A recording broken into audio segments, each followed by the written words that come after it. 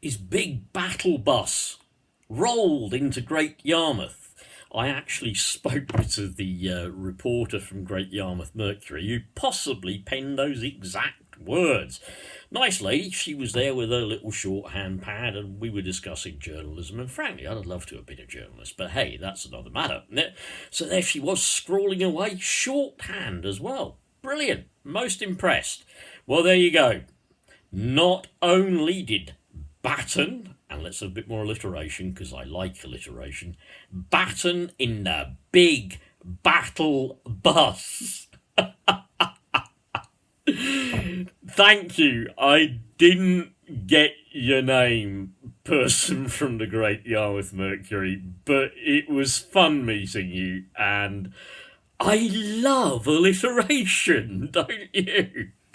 Well, it rolled in and we were there, and there were, I'd say, maybe more than a dozen or so of us.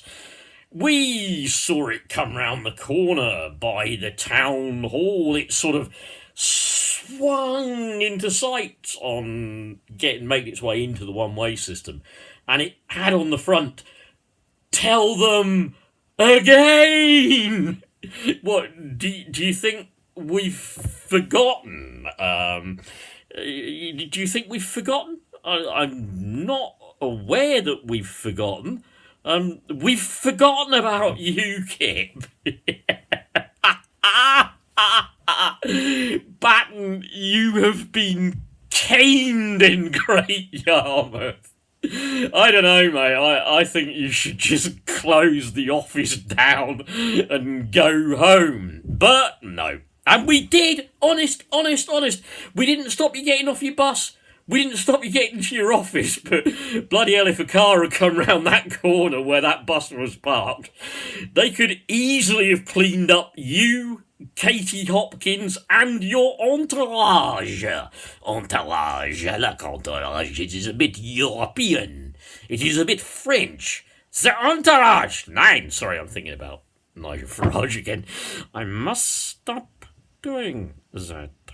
But anyway, look, you wandered around, right?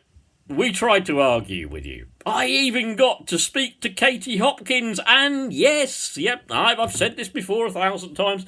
I'm a hobbit. I'm a Tommy Robinson-sized hobbit. That's why I have to keep doing this. I'm a hobbit. Well, you know, nothing against short women. But Katie's tiny, rather well dressed, nicely turned out and all that lot. Even had a chat with her and said, look, Katie, I know this persona makes you millions. You're you're very rich. You make millions out of it.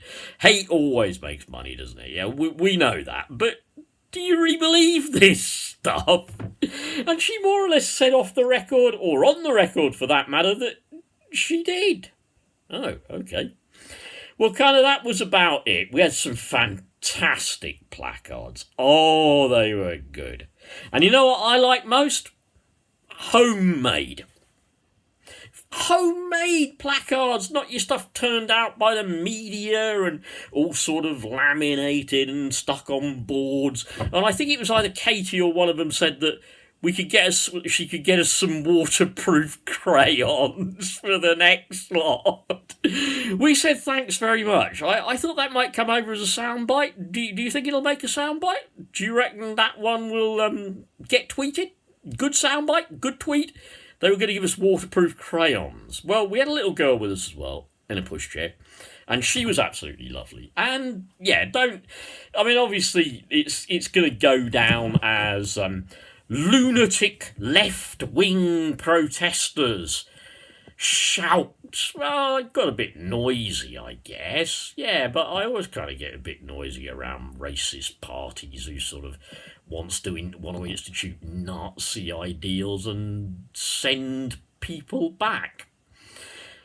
Anyway, just two more things, right? I'm finished. We followed them onto the market.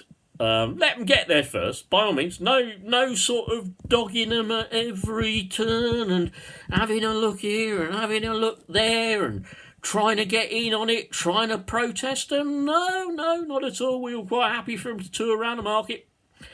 Katie will be seen in her wonderful picture having chips on the market with this guy.